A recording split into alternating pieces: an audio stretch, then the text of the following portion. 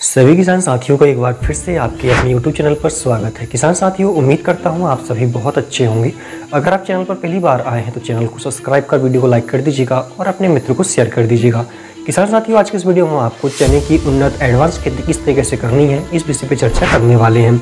कड़ी मेहनत के साथ साथ यदि हमारी सही दिशा पे मेहनत हो, सही जानकारी हमें हो तो निश्चित ही हम किसी भी फसल का अच्छा उत्पादन ले सकते हैं। किसान साथियों, तो आज की इस वीडियो में हम आपको बताने वाले हैं कि चने की खेती के लिए जलवायु किस तरीके की होना चाहिए, कौन सी मिट्टी अच्छी होती है, पीएच क्या होना चाहिए, साथ ही इसमें जो उगटा रोग लगता है, फली छेदक रोग जो लगते हैं, इनके क्या उपचार हो सकते हैं, वो सारी चीज़ें हम आपसे डिस्कस करने वाले हैं।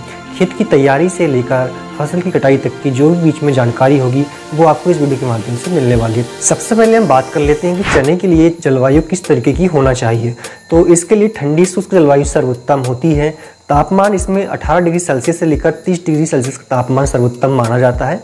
यदि हम अंकुरण की बात करें अगर, तो चने को अंकुरित होने के लिए 20 से 22 डिग्री सेल्सियस का तापमान सबसे अच्छा होता है। और यदि 30 डिग्री से ऊपर का तापमान जाता है किसान साथियों तो इसमें फल और फली गिरने की समस्या आती है।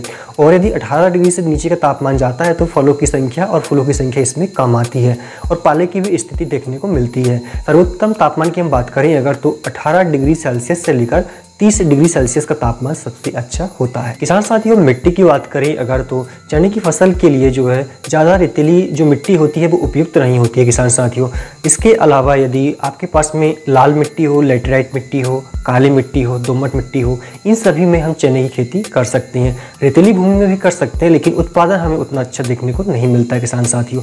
यदि मिट्टी का पीएच लेवल 6 से 7.5 के बीच में है तो उसमें अच्छा उत्पादन लिया जा सकता है। साथियों, जिस तरीके से हमें अच्छे उत्पादन के लिए अच्छे खाद की आवश्यकता होती है, अच्छे किस्मों की आवश्यकता होती है, अच्छे से सिंचाई की आवश्यकता होती है, वैसे ही हमें अच्छे से खेत की तैयारी भी करना चाहिए। ये भी एक महत्वपूर्ण चरण होता है। जितने अच्छे से हम खेत की तैयारी करेंगे उतना अच्छा उत्पादन हमें मिलेगा किसान साथियों। जब भी हम खेत की तैयारी कर रहे हों तो सबसे पहले खेत के चारों तरफ आपको अच्छे से साफ सफाई कर लेना है। उसके बाद में जो पुरानी हमने फसल लिया हुआ है खरीफ के मौसम में, उसके अवशेषों को और खरपतवार के अवशेषों को नष्ट कर लेना है। ठीक है, अगर ये अवशेष रहेंगे अगर, तो फंगस जैसे रोग का ये निर्माण करेंगे किसान साथियों। उसके बाद में हमको कल्टीवेटर से इसकी मध्यम गहरी जुताई करना चाहिए। इसके बीज गहराई पे जाते हैं तो अंदर से नमी और पोषक तत्व अच्छे से ले पाते हैं किसान साथियों। तो इसकी जो गहराई है जुताई की वो लगभग 8 से 10 सेंटीमीटर होना चाहिए, जो कि कल्टीवेटर के माध्यम से अच्छे से हो जाती है। 3 बार कल्टीवेटर इसमें आप चला सकते हैं या तो 2 बार भी चला सकते हैं, कोई दिक्कत नहीं है। अगर 2 बार में ही अच्छे से खेत तैयार हो जाता है तो 2 ही बार चलाएं, 3 बार की आवश्यकता आपको नहीं है। जब भी इसमें कल्टीवेशन आप करें तो बीच में 2 से 3 दिन का अंतराल आप रखें ताकि धूप अच्छे से मिट्टी में लग जाए, जिससे फंगस वगैरह, कीट वगैरह, खरपतवार के बीज सूख जाए किसान साथियों। ठीक है, इसके बाद में आप जो है गोबर की सड़ी हुई खाद डालें प्रति एकड़ 10 टन के हिसाब से।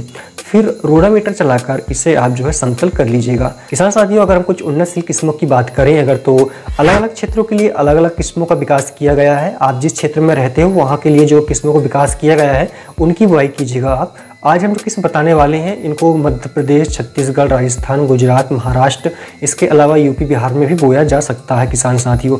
इन किस्मों में रोग प्रतिरोधक क्षमता अच्छी पाई जाती है, खासकर उगटा रोग के प्रति, गलन, तना गलन, इस प्रकार के रोग के प्रतिरोधक क्षमता भी इसमें पाई जाती है किसान साथियों। इनका उत्पादन अनुकूलित परिस्थितियों में 25 से 30 क्विंटल प्रति हेक्टेयर से लिया जा सकता है और ये मध्यम अवधि की किस्में हैं। इन किस्मों की हम बात करें अगर, तो इसमें पूसा 256 है, इसके अलावा पूसा 1053 करके आती किस्म, इसके अलावा GNG 1581 करके किस्म है, इसके अलावा RSG 888 है। फिर काबुली चना की हम बात करें अगर, तो L 550 करके वैरायटी आती है। फिर इसी में JG 11 करके आती है, RBJ 203 करके आती है। ये सारी बहुत अच्छी वैरायटी है और अच्छा उत्पादन देने वाली वैरायटी है। इनमें से किसी एक को आप लगा सकते हैं। बीज बोने से पहले हमें बीजों को उपचारित अवश्य कर लेना चाहिए, क्योंकि इसमें जो फफूंदी रोग होते हैं जैसे जड़ गलन हो गया, तना गलन हो गया या फिर उगटा रोग सबसे ज़्यादा देखने को मिलता है, इस तरह के रोग नहीं लगते हैं किसान साथियों। ये रोग जो होते हैं बुआई के 30 दिन के बाद में दिखाई देते हैं। इनके लक्षण के द्वारा इन्हें पहचाना जा सकता है और जब इनकी शुरुआती दौर होती है अगर उस पर नियंत्रण हमने पा लिया तो ठीक है, नहीं तो आगे चलकर इस पर पूरी तरह से नियंत्रण हम नहीं पा सकते। तो इसकी तैयारी हमें शुरू से ही कर देना चाहिए। जब हम बीज बो रहे हैं तो इसे उपचारित हमें अवश्य कर लेना चाहिए। इसके लिए मार्केट में अलग अलग दवाइयाँ अवेलेबल होती हैं। अगर आप चाहें तो एक दवा जो आती है इसमें कीटनाशक और फफूंदनाशी दोनों ही मिक्स होता है, जो कि GSP कंपनी की आती है। PCT 410 के नाम से, ठीक है। इसकी आपको 2.5 ml मात्रा लेनी है 1 किलो बीज उपचारित करने के लिए। इसको बीज में अच्छे से मिक्स करने के बाद में छाँव में इसे लगभग आधे घंटे तक जरूर सुखा लें, ठीक है। तो इसमें जो भी फफूंदी है और जो भी कीट है वो नष्ट हो जाएंगे। इसके अलावा एक और दवा आती है जो कि फफूंदनाशी है और साथ ही इसमें कीटनाशक भी मिला हुआ होता है। यह एग्रोलाइफ साइंस कंपनी का है किसान साथियों, रिलैक्स 72 के नाम से आता है। इसमें रासायनिक संरचना की हम बात करें अगर तो मैनकोजेब होता है, इसके अलावा मेटल एक्सेल दवा होती है, ठीक है।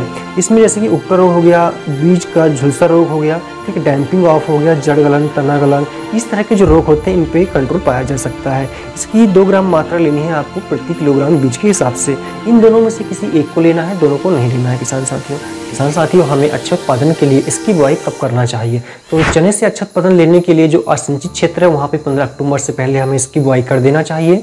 और जो सिंचित क्षेत्र है जहाँ पे हमें 2 से 3 पानी की व्यवस्था हो अगर, तो वहाँ पे हमें 15 नवंबर तक इसकी बुआई कर देना चाहिए। अगर इसकी बुआई हम लेट करते हैं किसान साथियों तो उपज में जो है वो कमी देखने को मिलती है किसान साथियों। इसके अलावा जो भी प्रजाति आप बो रहे हो, जो किस्म वो आपने लिया है, वो अगर बो रहा है तो पहले इसका अंकुरण आप चेक कर लें कि इसमें अंकुरण क्षमता क्या है।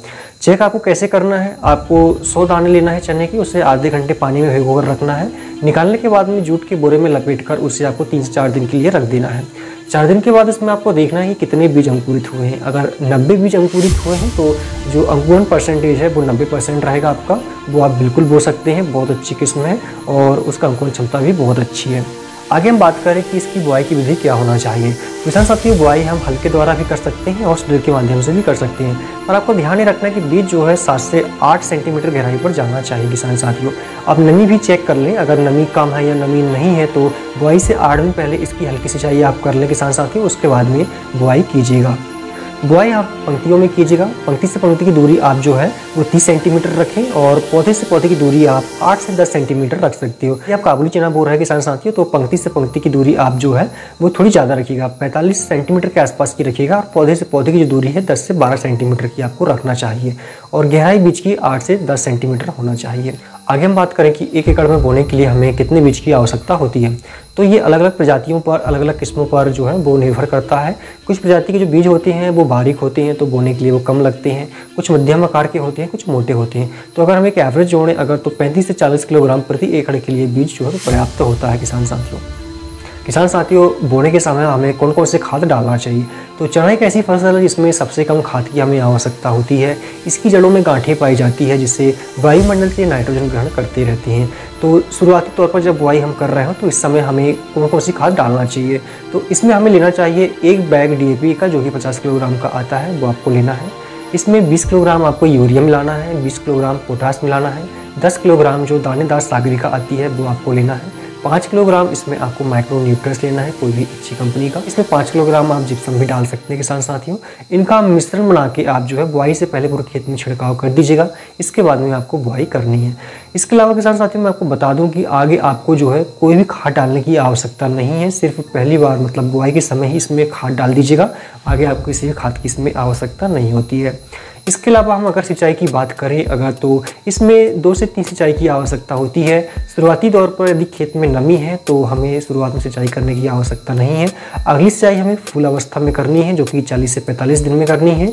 और आगे की जो सिंचाई है जब फलियों में दाने बनने लगे उस समय आपको सिंचाई करनी है किसान साथियों। ध्यान रहे कि फूल आने से पहले आपको सिंचाई करनी है, फूल आते समय आपको सिंचाई नहीं करना है किसान साथियों। किसान साथियों, चने की फसल में खरपतवार नियंत्रण करना बहुत जरूरी होता है, नहीं तो ये पौधे से हमेशा पोषक तत्वों के लिए, सूर्य प्रकाश के लिए, पानी के लिए, विभिन्न की चीज़ों के लिए जो प्रतिस्पर्धा करते हैं, जिससे हमारा उत्पादन लगभग 50% तक जो है वो घट जाता है किसान साथियों। अगर इसमें प्रमुख खरपतवार की हम बात करें अगर, तो प्रमुख रूप से इसमें जंगली जई, इसके अलावा गुली डंडा, बथुआ, जंगली लहसुन, इस तरह के विभिन्न प्रकार के चौड़ी पत्ती और सांकड़ी पत्ती वाली खरपतवार इसमें हमें देखने को मिलते हैं। इनके नियंत्रण के लिए आप रासायनिक दवा का उपयोग भी कर सकते हैं और आप चाहो तो मैनुअली निराई गुड़ाई भी करवा सकते हैं। इसकी अगर निराई गुड़ाई आप करवा रहे हैं तो 25 से 30 दिन में पहली निराई गुड़ाई आप करवाइएगा और इसके बाद 45 से 50 दिन में सेकंड निराई गुड़ाई आप करवा सकते हैं किसान साथियों। यदि हम दवाओं का उपयोग इसमें करना चाहें अगर, तो बुआई से 3 दिन के अंदर ही जब हमारे बीज अंकुरित ना हुए हो उससे पहले आप स्टैम्प 30EC करके जो दवा आती है उसका उपयोग आप कर सकते हो किसान साथियों, ठीक है। इसके अलावा इसका जो डोज की हम बात करेंगे तो 100 ग्राम प्रति एकड़ इसका आपको छिड़काव करना चाहिए, ठीक है। साथियों, चने में बहुत सारे रोग देखने को मिलते हैं जैसे तना गलन, जड़ गलन, पाउडरी मैल्यूड, इसके अलावा उक्टा रोग, इस तरह के बहुत सारे रोग देखने को मिलते हैं। जिसमें सबसे प्रमुख रोग की हम बात करें अगर तो उक्टा रोग होता है। इस पर अगर नियंत्रण नहीं पाया गया तो लगभग 70 से 80% तक हमारी जो फसल है वो नष्ट हो जाती है और हमारा उत्पादन काफ़ी घट जाता है किसान साथियों।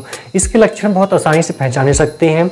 इसमें क्या होता है कि पौधा जो है वो झुलसने लगता है, मुरझाने लगता है और दूर से ही सूखा हुआ महसूस होता है किसान साथियों। ये जो रोग होता है बुआई से 30 दिन बाद लगना शुरू होता है और किसी भी अवस्था में, मतलब फल आते तक किसी भी अवस्था में ये रोग जो है वो लग सकता है किसान साथियों। इस पे अगर नियंत्रण की हम बात करें अगर तो शुरुआती तौर से इसकी शुरुआत हमें कर देना चाहिए। प्रतिरोधक क्षमता रखने वाली किस्मों का हमें चुनाव करना चाहिए किसान साथियों। साथ ही हमें बीज उपचार करना चाहिए। बीज उपचार हमेशा हमें थीरप या फिर मैनकोजेब से करना चाहिए किसान साथियों। यदि फिर भी इसके लक्षण आपको दिखाई देते हैं तो साफ करके जो फंगीसाइड आता है यूपीएल कंपनी का, उसका स्प्रे आपको करना चाहिए। इसका 500 ग्राम का जो पैकेट है उसे आप 200 लीटर पानी में घोलकर उसे आप 1 एकड़ में छिड़काव कर देना चाहिए किसान साथियों। इसके आपको काफ़ी अच्छे रिजल्ट देखने को मिलेंगे। किसान साथियों, प्रमुख रोगों के अलावा कुछ इसमें कीट भी देखने को मिलते हैं। अगर इनका प्रकोप जो है ज़्यादा देखा गया तो 70 से 80% तक हमारा जो उत्पादन है वो घट जाता है। इसमें प्रमुख जो रोग आते हैं किसान साथियों वो थिप्स हो गया, माहो हो गया, सफ़ेद मक्खिया हो गया, लाल मकड़ी हो गया, इसके अलावा फली छेदक कीट हो गया। इस तरह के कीट इसमें देखने को मिलते हैं। जिसमें सबसे ज़्यादा जो नुकसान होता है वो है फली छेदक कीटों से होता है किसान साथियों। ये फलियों में छेद करके अंदर चले जाते हैं और पूरा जो दाना होता है वो नष्ट कर देते हैं। इसका प्रकोप यदि ज़्यादा रहा तो लगभग 70 से 80% तक हमारी जो फसल है वो नष्ट हो जाती है। तो समय पर जो है इस पर नियंत्रण करना बहुत ज़रूरी है। इसे हम रासायनिक दवा से अगर कंट्रोल करना चाहें किसान साथियों तो इसमें आप कैत्यानी कंपनी का एक आता है डॉक्टर 505 करके दवा, उसका उपयोग आप कर सकते हैं। इसकी 300 ml की मात्रा प्रति एकड़ के लिए काफ़ी होती है। 200 लीटर पानी में घोलकर इसका छिड़काव आपको करना चाहिए। इसका छिड़काव आपको जो है प्रति 15 से 20 दिन के अंतराल में करना चाहिए किसान साथियों, ताकि आपकी जो फसल है प्रमुख कीटों से बची रहे। किसान साथियों, अगर इस प्रकार से आप चने की खेती करते हो तो निश्चित ही आप प्रति एकड़ जो है अच्छा उत्पादन ले पाएंगे किसान साथियों। उम्मीद करता हूँ जानकारी आपको बहुत पसंद आई होगी। वीडियो पसंद आता है तो निश्चित ही से आप लाइक कर दीजिएगा, चैनल को सब्सक्राइब कर दीजिएगा, कमेंट्स कर दीजिएगा। धन्यवाद।